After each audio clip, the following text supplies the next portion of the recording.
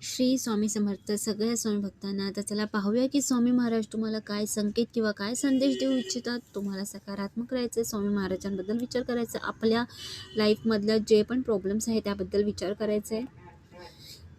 बघा, तुमच्या फॅमिलीमध्ये आहे ना सामंजस्य होणार आहे. तुमच्या फॅमिलीमध्ये आहे ना आत्तापर्यंत जी लोकं तुमच्याशी वाईट वागत होते त्यांना तुमची व्हॅल्यू कळणार आहे आणि ते तुम्हाला प्रेम करायला लागणार आहे. मला असं वाटतं की इथे काही काही स्त्रिया आहेत जे प्रेग्नेंटसुद्धा आहेत आणि ते प्रेग्नेंट आहेत, त्यामुळे गरोदर आहेत, आई म्हणणार आहे, त्यामुळे घरची लोकं त्यांची काळजी घेतात. त्यांना खूप बरं वाटतं आणि ते असा विचार करतात की अशीच काळजी जर नेहमी माझी ह्या लोकांनी घेतली तर किती छान होईल. आणि तुमचे जे विचार आहेत ना हे खूप चांगले आहेत, पॉझिटिव्ह आहे आणि असंच पॉझिटिव्ह विचार करत राहा. बिकॉज तुम्ही जितकं सकारात्मक विचार कराल ना तितकं ते सत्यात घडण्याची चान्सेस खूप जास्त आहे. तुमच्या ना आयुष्यात सेलिब्रेशन मला काहीतरी येणारच आहे. काहीतरी सेलिब्रेट टाईम येणार आहे तुमच्या आयुष्यात, मला असं फील होतं आहे आणि संकेत येतो आहे मला. स्वामी महाराजांचाच हा संदेश आहे तुमच्यासाठी. तर तुमच्या आयुष्यात तर काहीतरी सेलिब्रेटिंग मोमेंट्स येणार आहेत. एक तर तुम्ही गरोदर असाल तर तुम्ही आई बनणार असाल.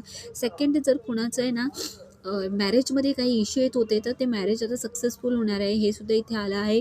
तुमची फॅमिलीकडूनच एखादं स्थळ किंवा मला नाही फॅमिलीकडून एखादं स्थळ येणार आहे आणि तो स्थळ तुमच्यासाठी स्टेबल होऊन जाईल, म्हणजे होकार होऊन जाईल आणि खूप चेंजेस तुमच्या आयुष्यात येणार आहे आणि तुमचं लग्न फिक्स होणार आहे. तर एम्प्रेससोबत तुम्हाला अजून एक संकेत हा सुद्धा आला आहे की तुम्ही ज्या वाटेवर आहात अगदी बरोबर वाटेवर आहात आणि तसेच चालत राहा.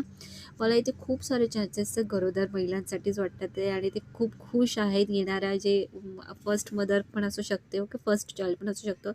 तर तुमची खूप काळजी घेतली जाते आणि तुम्हाला खूप छान वाटते आणि तुम्ही स्वामी समर्थ महाराजांना सतत धन्यवाद करताय की स्वामी बदललं, सगळं काही बदललं. आजपर्यंत बदलत नव्हतं, आता बदलले, आहे की नाही. आणि इथे पेज ऑफ सॉर्ड्ससुद्धा आलेलं आहे. तर बघा, कधी कधी असं होतं की आपल्यासोबत जेव्हा सगळं चांगलं होतं तर आपण आपलं भान विसरतो. डाऊन टू अर्थ राहणं खूप गरजेचं आहे. आपण काय करतो, आपण लगेच आपल्यामध्ये एका प्रकारचा इगो ॲटिट्यूड येतो आणि आपण आहे ना वेगळंच वागायला लागतो. तर इथे तुम्हाला हा सुद्धा संकेत दिला जातो की वेगळं वागला तर नुकसान तुमचंच आहे, नुकसान समोरच्याचा नाही आहे. इथे स्ट्रेंथचा कार्ड पण आला आहे. तर स्वतःवर ताबा असणं खूप खूप खूप खूप गरजेचं आहे. आपल्याला सगळं काही भेटतं, आपलं सगळं काही चांगलं होतं आणि मग त्यानंतर आपल्यामध्ये जो घमंड येतो ना, तो घमंड आपल्याला कधी खाली पाडेल याचं काही बोलू शकत नाही आपण. तर त्यामुळे स्वतःवर ताबा असणं खूप खूप खूप महत्त्वाचं आहे आणि हेच तुम्हाला इथे समजवण्यात येत आहे. बाकी सगळं काही चांगलं आहे. नेहमी खुश राहा, हसत राहा.